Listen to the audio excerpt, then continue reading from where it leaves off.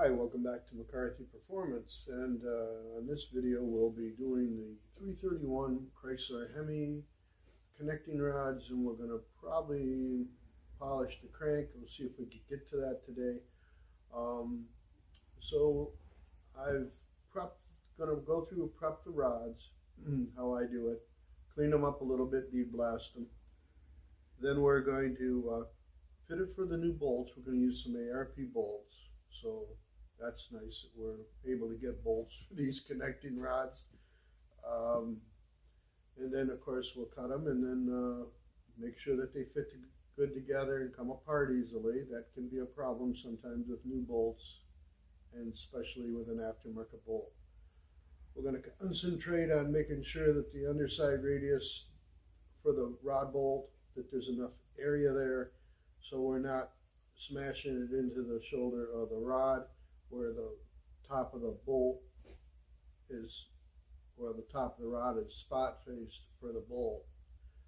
Usually with a bolt you're going to have a little bit of a fillet or a shoulder area that's going to be bigger than the hole, so we want to make sure that that's chamfered out enough, and that's what we're going to do. And we're going to concentrate on the oil squirter holes. A lot of newer engines do not have squirter holes, and they were primarily put there to add extra oil to the camshaft. So we want to make sure, being that this is going to go conventional camshaft, we're going to want to make sure that them are clean and burr free, and they sometimes are not. Of course, when we put the new bearings in, we want to make sure that the bearing is cut for that squirter. If not, I will be doing that. So that's what this video is going to be about. Probably going to talk about a few things a little bit, but it's mostly going to be just me taking the bolts off the rods, deburring the rods, cleaning them, cutting them, fitting them, and honing them. And if you like that kind of stuff, look on my channel.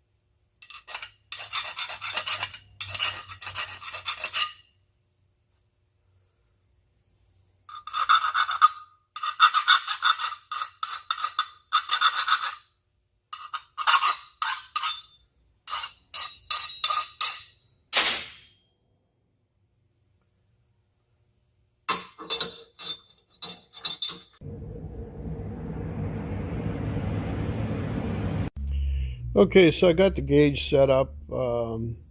We zero out each rod, so I know how much I'm taking off. It works pretty good this way. I like to try to keep them within a couple thousandths of each other. Of course, this is a bush rod, and if they got really bad, we'd equalize them on the pin boring machine, replace the top bushing. But we're not going to get that excited about this. I mean, if they're in a couple thousandths within each other, that's good enough. And sometimes, not so much on these, but you get into small journal, small block Chevrolet stuff, and some of the rods, you got to end up cutting a little bit more off some of them than others. It's like that when they cut these, they actually broached them on the small block Chevys. They're horrible, so you got to kind of cut them until they clean up. But these, I've already fired up the machine and trimmed out the wheel and cut a few of them. And right now, these are really right on the money. They clean up nice. They got a little bit of twist, and that's not uncommon. Sometimes you'll see like this side will be light cut, and then it'll be light over here and heavy over here, on an angle like my thumb. And that's kind of normal as long as it isn't excessive. But these are cleaning up so far nicely, and I always, when I put them in the machine, I always try to orientate them the same direction. And that's just for me because it makes it easier that way. If things are not cutting true, and I guess I can back up a little bit here. This surface, never assume that this surface is true to this surface. Ultimately, when you cut the rods, you want this surface to be the true surface. If you cut the rod, you can cut the rod crooked and it won't put the caps on the rod flat. So I make sure that the sides of the rods are clean and free of any burrs, and make sure, of course, we'll call this the backstop. That's what I call it. And then I clamp it down. Sorry about the finger. I clamp it down, and I'll do a light cut, and we'll do that right now. I get the camera situated here. Get you a good viewing position here. Hopefully, you can see my arm swinging through. But the backstop here, and I always put the tang one direction just to make it easier for me when I start cutting the rods. If they start cutting crooked, where the surface is not cutting true, then I'll shim the rod, and I'll shim it with a piece of shim stock. Or a piece of paper works good too sometimes. It isn't a lot. And I'll go over the rods, and once I get the rods all cut and fitted, then I'll face the sides of the rods with some 80 grit on a chew plate that I have ground and lapped, so it's pretty damn flat. And that will ensure that the sides of the rods are pretty damn close to true. And if you've ever redone any rods from any manufacturer, you may be surprised. They're usually pretty horrible. So I usually lightly sand them and try to get any high spots or any indifference out of them. Obviously before we put them in, we want to make sure there's no high spots, but you can actually see wear marks on the rods where they have lows and highs, and I try to smooth all that out. So we're going to go in. We've got the rod set in there. We don't know how true this is to this side. We'd like to believe that it's pretty close to true. But if it's not, then of course I shim it. And I do that with main caps too. But that's a story for another day. So I got the rod down on the bar here. I'm back off my wheel. I'm going to do a very, very light cut.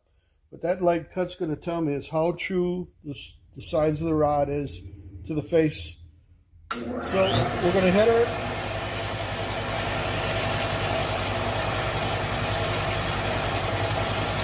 We're just going to walk right up on it. We're not going to try to plunge grind it or anything. We're just going to go slowly until the stone hits the rod.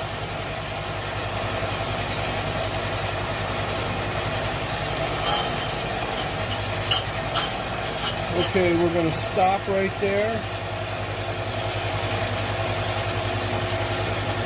And you can see it's cutting pretty dang decent. It's a little light here, but overall it cut pretty much all of that surface. So I'm going to go with that. I'm not going to shim it. I'm not going to play with it. Obviously, I can't shim it anyways. I cut all my caps flat. I don't angle cut them. So we're going to just make sure it's all the way down. I give her a little wiggle on the top. Tighten her up. Back the wheel off. So we know we've got, I'm going to take about 2 off the rod, 2 off the cap. So that's going to leave me 4 thousandths, and I want to be, we were like 7/10 bigger on some of the rods, and some of the rods were right at 0, or roughly there, let's say. I think they were 5 or 6, so let's just say 7. So that's going to give me plenty of stock to remove, and I want it that way because I'm going to suck these in. The housing bore, I'm going to make them just right at or a couple tenths tighter than what they would be recommending in the spec book. And you know, I think the book that I'm getting the specs out of is the Federal Mogul. It's an old Federal Mogul book that I have.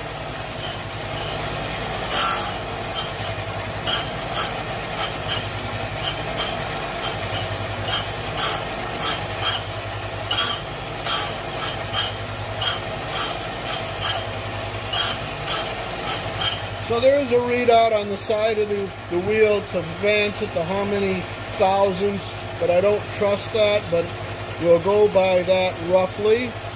We got a nice finish on it. I like that. Everything seems to be cutting good.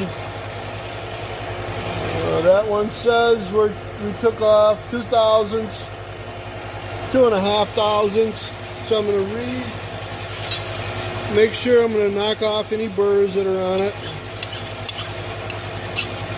I like to break the parting edges quite a bit. That keeps the bearing from shaving. So we're going to call that one done.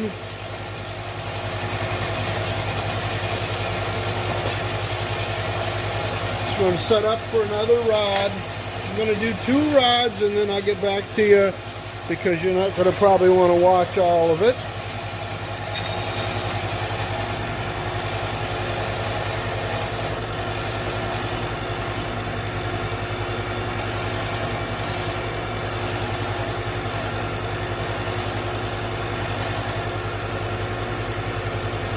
Okay, this rod says it was 2 thousandths difference between the party line than the other rod that I just did, which that's pretty good. I've seen them a lot worse than that. So we know we're all the way down. We're going to back the wheel off again.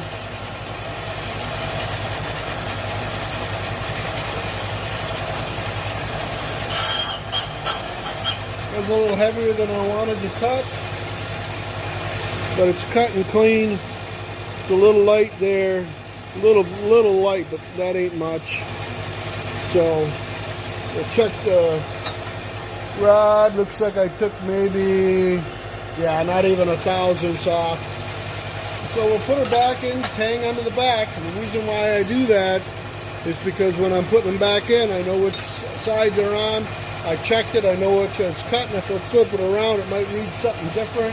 So I know that everything from the tang to the back of the backstop is cutting true to the stone and true to the backstop.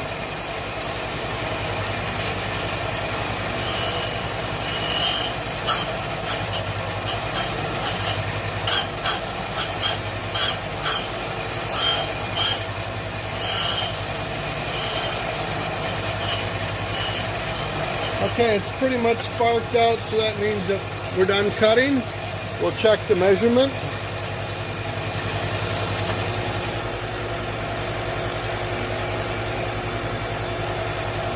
It says we're at about 2 thousandths and a couple tenths. That's what it looks like. So I'm going to keep going. I'm going to cut the rest of them.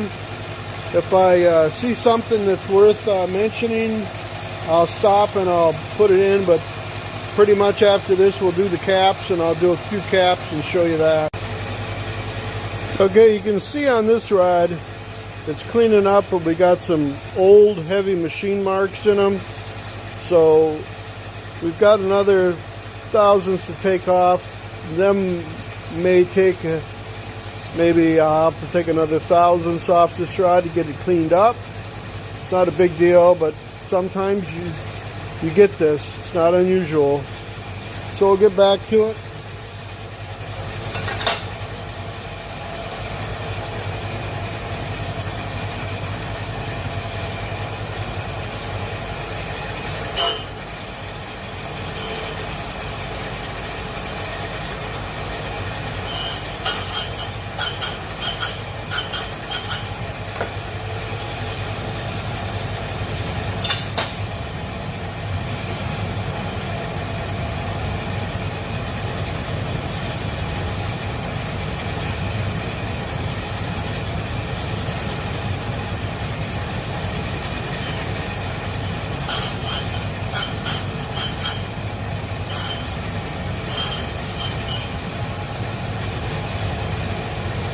Okay, we got it cleaned up.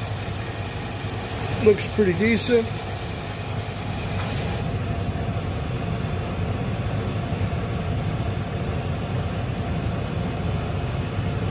Okay, we took 3 off this one, so it took another thousands to clean that one up. Not the end of the world. Not by a long shot, actually. So we'll get back and start cutting on the caps. We'll get back on it. Okay, this is the last rod, and I'm going to show you. This is how bad they cut them from the factory. I've seen worse. I've seen better. That's how nice of a finish my cap cutter will do versus the factory finish. So this is the last one, and I'll start cutting the caps, and I'll show you that oil squirter on that. Okay, we're going to set up to do the caps now. We're going to do it pretty much the same way as I did the rods. This is the squirter hole right here. You can see the cap is V'd out.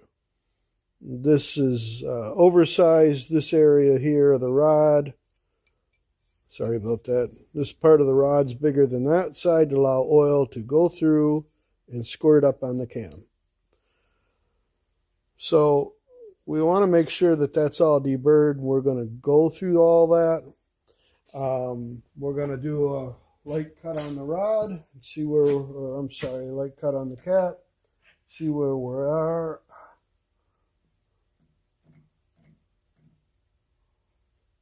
Okay, I'm going to take about the same off the cap as I did the rod, and on an old set of rods like this, usually it doesn't hurt to cut a little bit more off of them.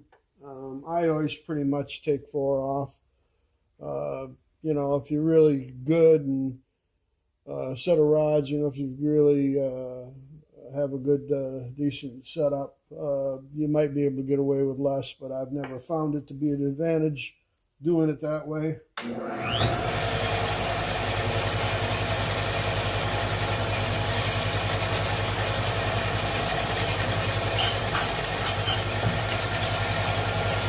So we're cutting pretty much even, so we're not going to have to shim it. We're just going to cut through them all.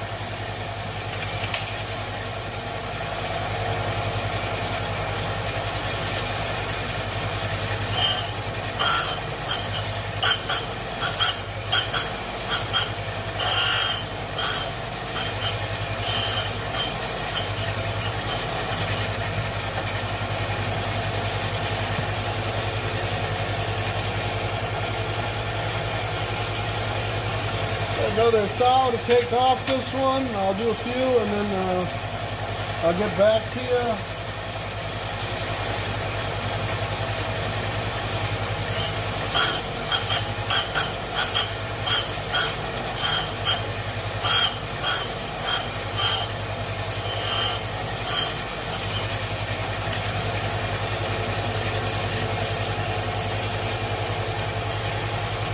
Call that good. Gonna break around the edges, make sure there's nothing hanging off of the cap.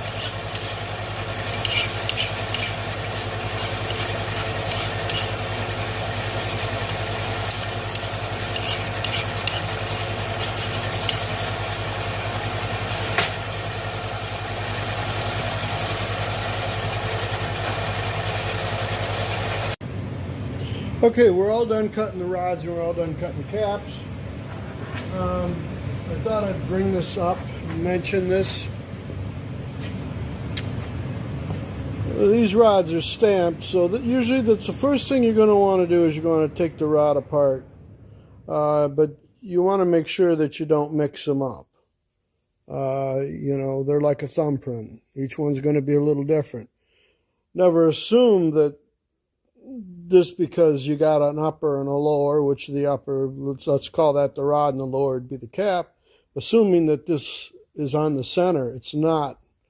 And that's why I have to readjust my gauge, because these can be really close or they can be really far off. So you never want to assume that this is the exact center of the rod, because it very well could not be. But once it's all together, it'll be a perfect circle or close to that, because I've taken some material off. But when it was put together and machined, it was a perfect circle. But don't assume that the lower and the upper is perfectly split. Another thing I wanted to mention is on the backstop, if you do a light cut and you find out it's cutting crooked, you can flip the cap around sometimes, and I use a little bit of marker to make sure that it's cleaning up true. Sometimes you can get away with doing that. Normally, I won't shim a cap or play around with it unless it's only cutting like about half of it. If it's cutting 3/4 of it, or here, I'll let it finish through, because it isn't off enough for me to get excited about if I'm cutting a light cut. Now, I always just a light witness cut. You know, obviously if you take 2/1000 off and it's halfway through here, then, you know, you might want to think about, you know, say it's only cutting that much. You're going to want to shim it.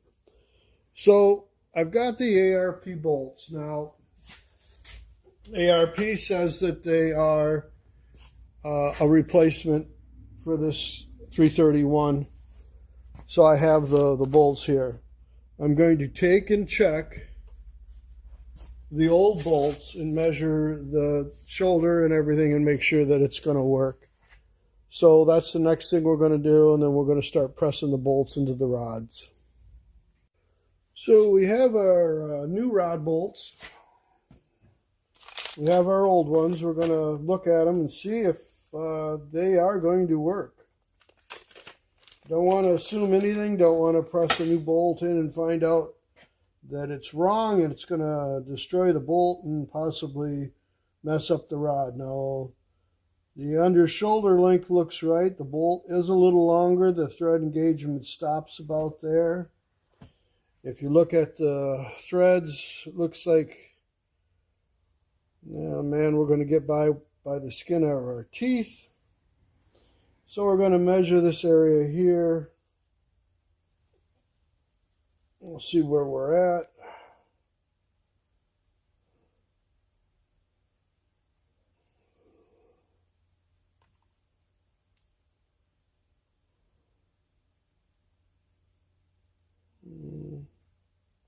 Thousandths bigger there, which, yeah, one. It's a little bit big, 17. Yeah, let's see here.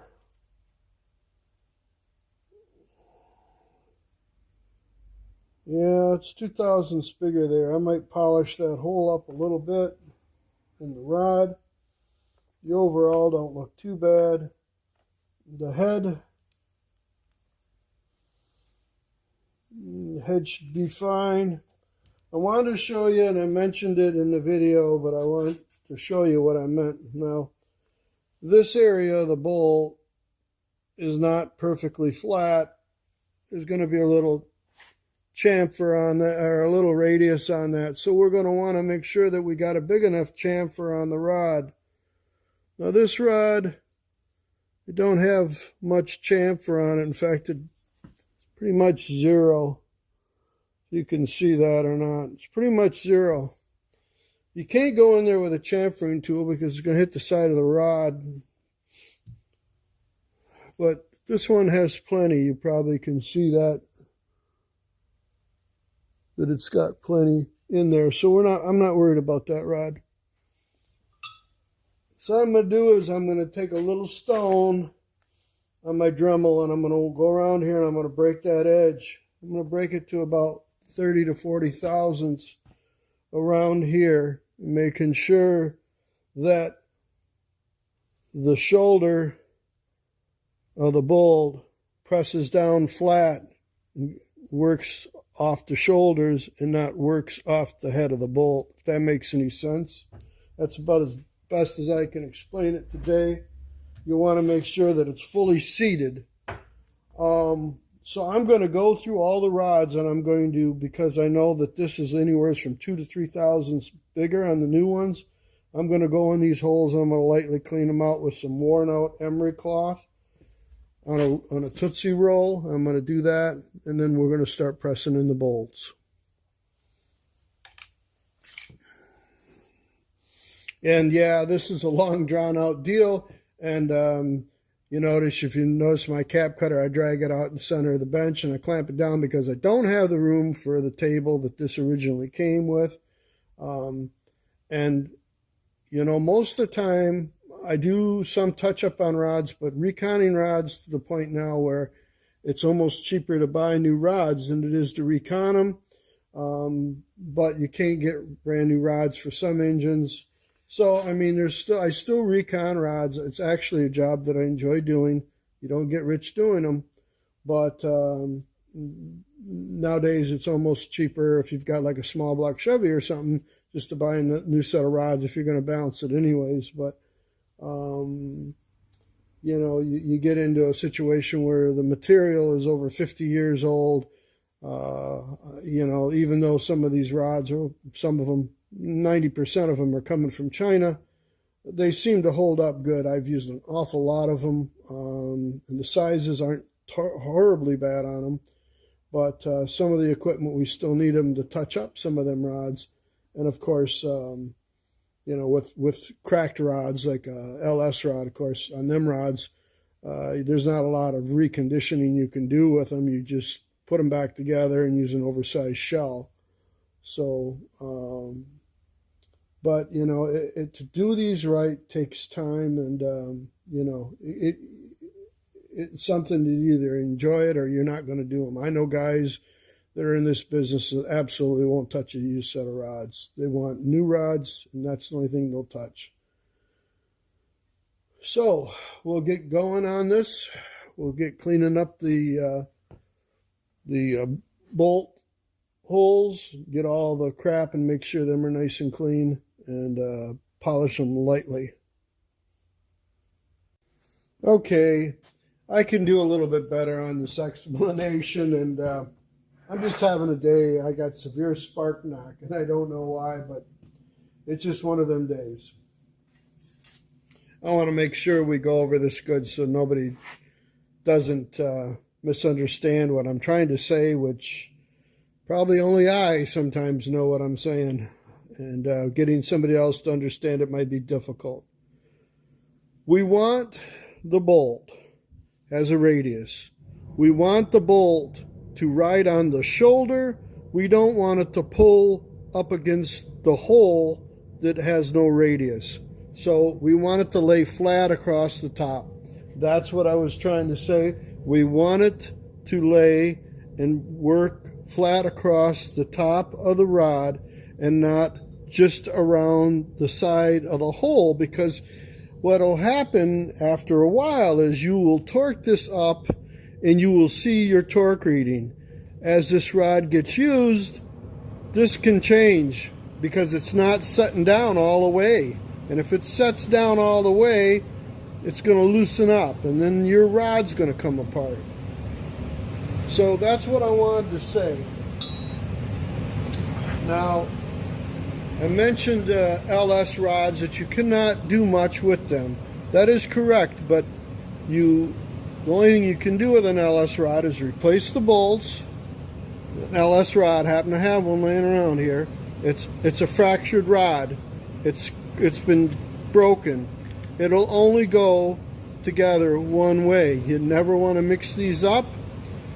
They're gonna find their home because they are fractured. The only thing you can do with these, excuse me, is replace the bolts, and I can hone out this to use an oversized bearing. That's the only thing you can do with these things. Either that or pitch them. They will take a fair amount of power, but there's really no way that you can cut these and rebuild them. So, we're going to start pressing the bolts on the rods after I polish up the holes in the rods lightly. That'll be the next thing. So we'll go on to that, and then we will start sizing the rods. Okay, so I've got a couple rods still to do. I've already pressed these in. I've just gone in there with a slightly wore out Tootsie Roll. And I'm just going to go in there and kind of polish them up a little bit. I'm not going to try to take any material out. But we also want to clean out these holes because we sandblasted or media blasted them. I don't use sand, but...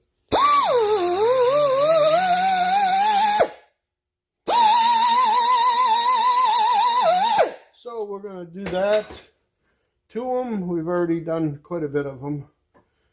We're down to these two here. I'll show you where we're at on these. You can see they're a little bit polished. We're going to stop there.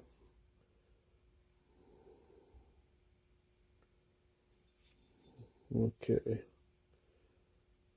can see some marks still on them. They don't ream them. Well, if they ream them, they don't do a very nice job. They're pretty ratty in there. So I like go in there and just polish them up a little bit because there is a fair amount of press on the bolts. Now I've pressed the bolts on the other rods and everything's fine. It goes together good. So we're going to clean up this one here, and we'll go in and then press these.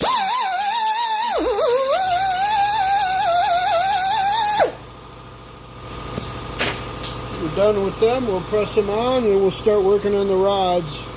Okay, we're going to press on the bolts on the rods. I always take my rods and I always dip them in some oil. I've got some oil on the counter here. I like to put a little bit of oil on them. Makes everything go a little bit better. Makes a little bit of a mess, but you wipe it up.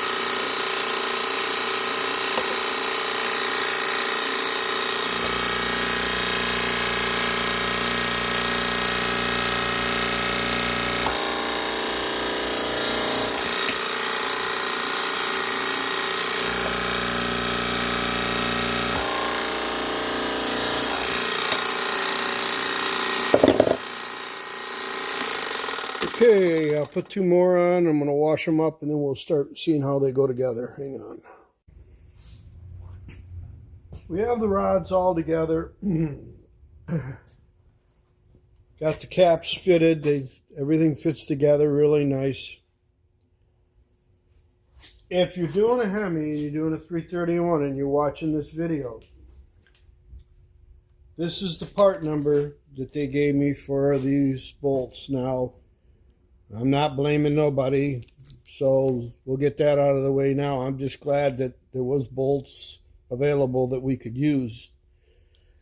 So it was 145-6002, and if you do use these, we checked them with the original ones to verify that the thread engagement and the overall was just a little bit different on this bolt.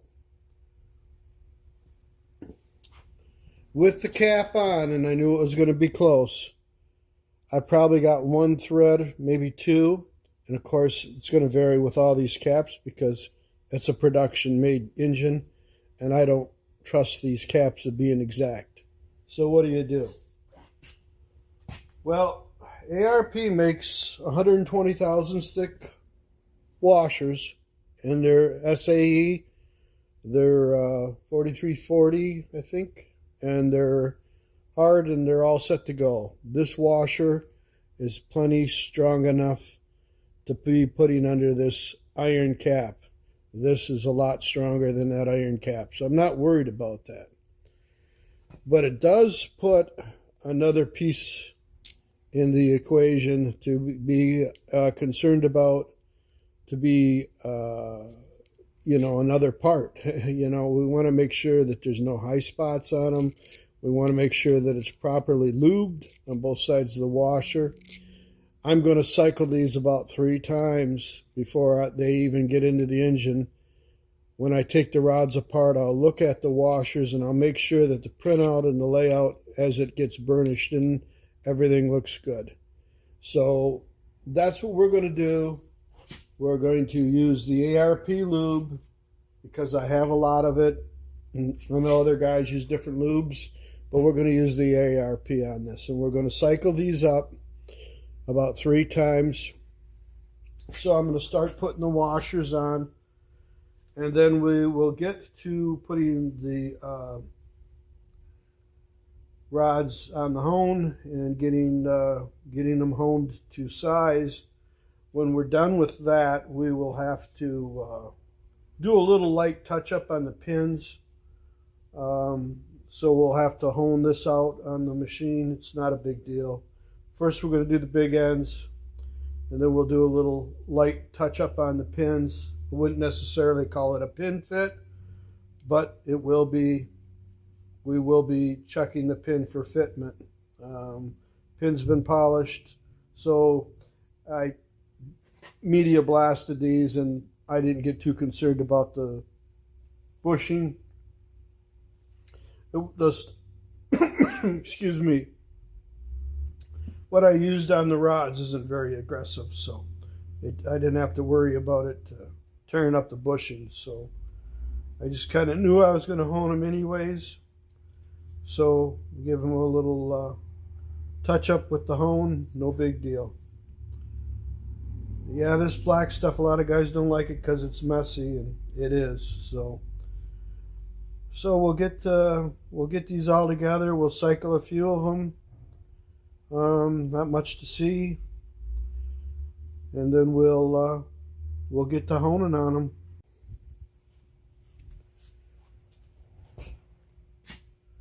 I like to do one rod at a time. I could put more in there, but I like doing one at a time. So I clamp them right in the middle of the parting line. That's the way I've always done them. I've done a lot of connecting rods, and that's the way I do them, right or wrong. So we're going to draw these up just a little bit. I'm going to cycle these about 4 times. I said 3, but I'm going to do 4. Okay, so there's 1, 2, 3, 4.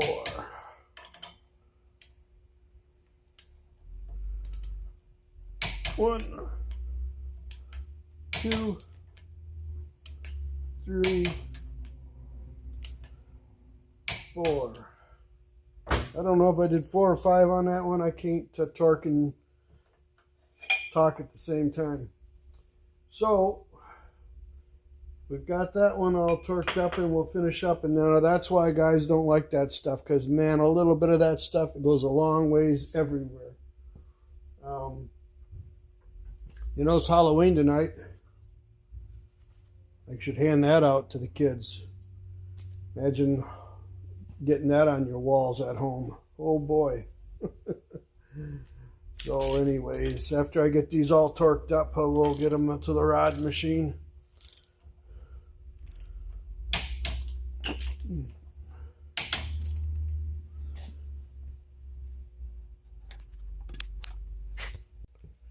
I have my diamonds on here. Them are for roughing them in. And then I'm going to probably finish them off with a 12, and that'll be good enough for a rod. So we're going to see how fast the material gets removed on these. These are the two smallest ones. We're going to start with them first. They'll probably come in fairly quick. So we'll see how it goes.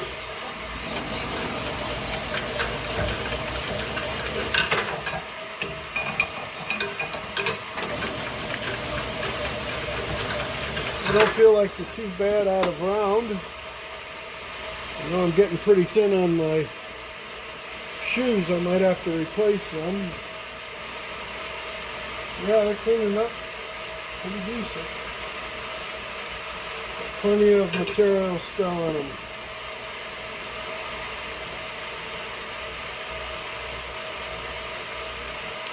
This one's cleaning up just about all the way to the 3 and 9, so.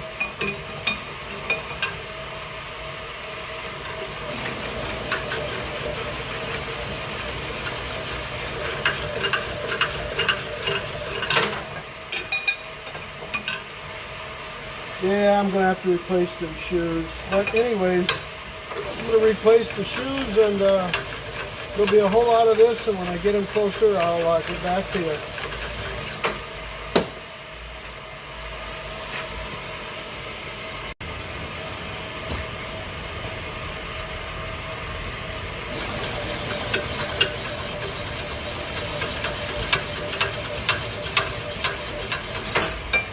I'm going to run these shoes until there's nothing left of them. I've got a pair of them right here, but I'm not going to replace them until it just starts to rub on the mandrel a little bit. Right now, I've already got two that are within finished size, so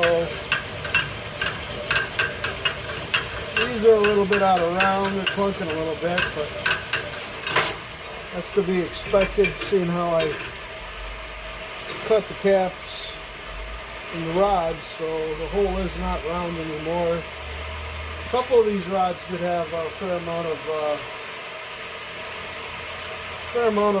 run out in them, I guess you could say, out of roundness.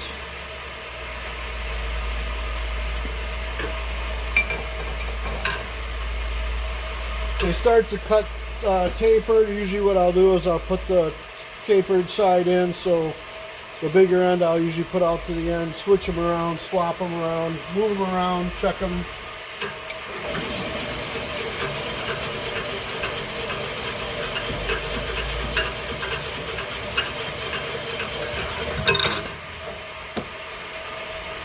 You can kind of monitor them to see how it's cutting, so it's a lot of checking.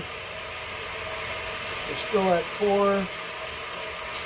So these rods have a little bit more material in them.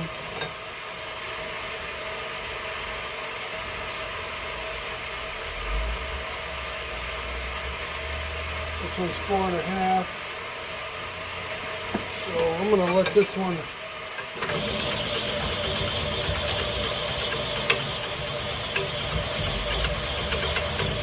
get this one a little closer to the other rod. That should be pretty close. I try to pair them up and then I swap them around for size. Now this one's still a little bit bigger than the other one, or smaller I should say.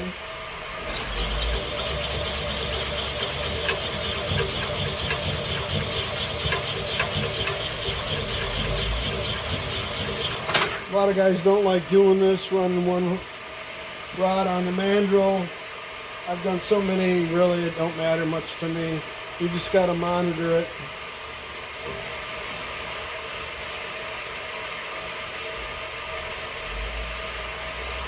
That's coming in.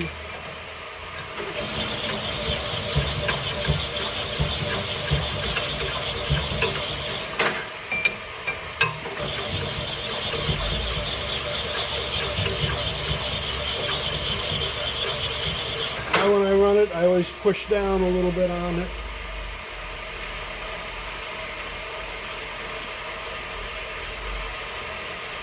We're good now.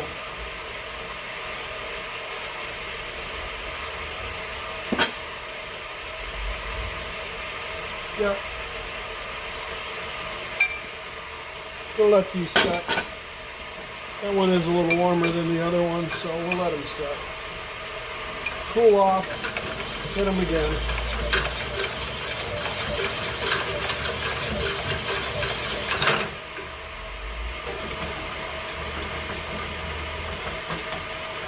Keep an eye on them shoes. I don't want to tear up my mandrel, but I want to run them until there's nothing left. We're getting damn close. I'm not the first guy to do that either, because this mandrel's used and I can see where they ran it right down to nothing.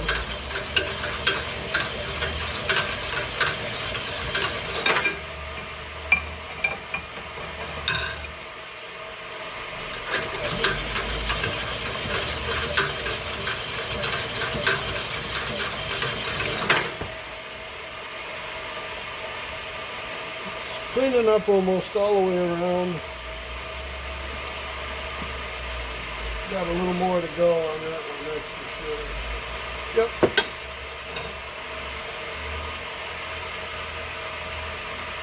Yep. I'm going to swap these out now.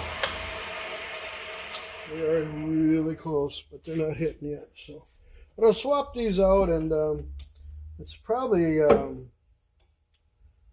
all I'm going to do on this. I'm going to tighten that up.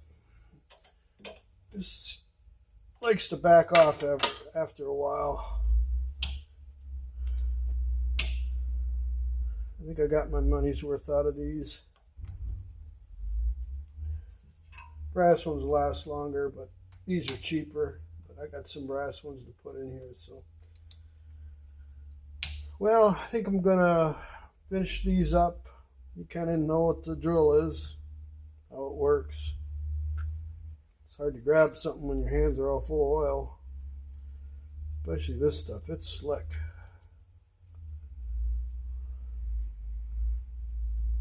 It's hoping I could just scoot them out, but I guess not.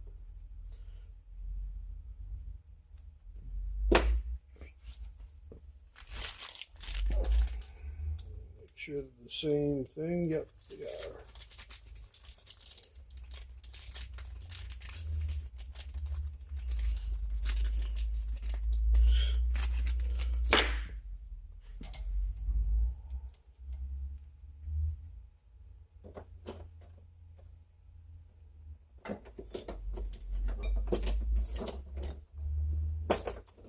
And that is why I didn't want to take it completely off, because the screw just decided to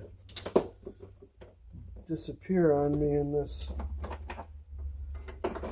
tray here. Well, we'll get these switched around and maybe do a little bit more honing, but that's about it on this.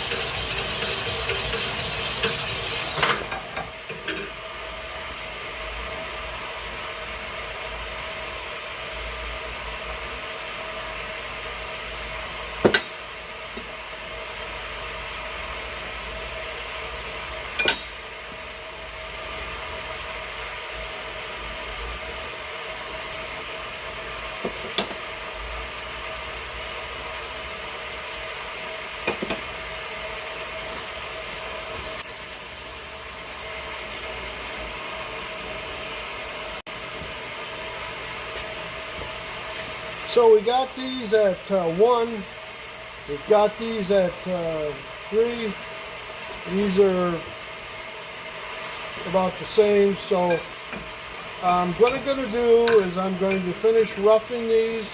I'll leave them at 1. I'll finish up on them. When I do the pin ends, I'll measure them and I'll show you where they end up being. I'm concerned about going too far on the video and not being able to get it all on the video. So we're going to hone on these a little bit, and then I think that's going to be probably it on the rods. Now, I usually let my rods cool overnight if I can. If not, I'll put them in the mineral spirits parts washer, and I'll kind of accelerate them, cool them off. So I think that's going to be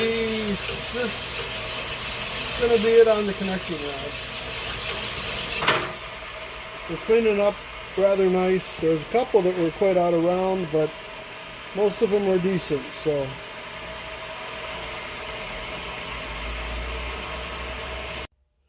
okay, we got the crankshaft for the hemi and the lathe.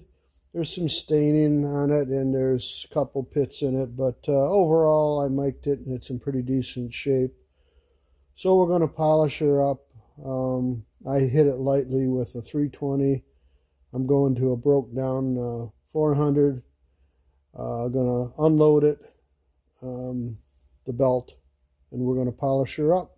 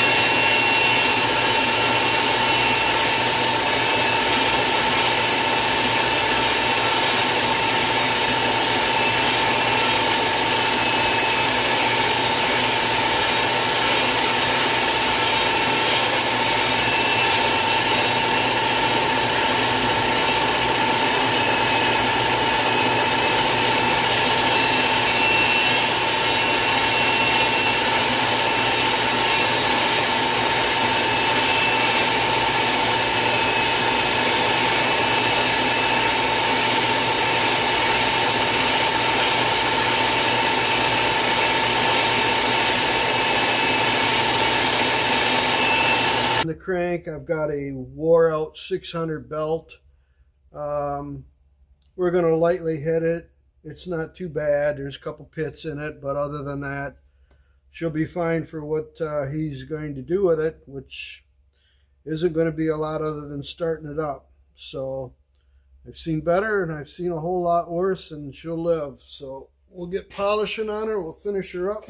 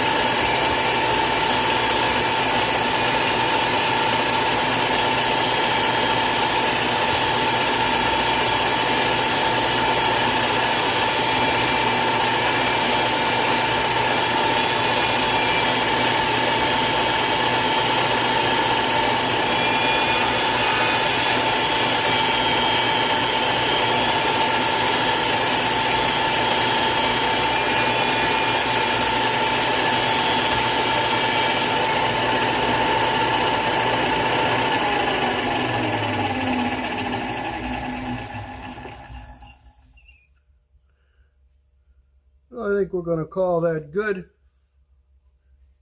This is probably where we're going to end this video. So thank you for watching. Please hit the like button, subscribe if you haven't already, and we'll keep going on the 331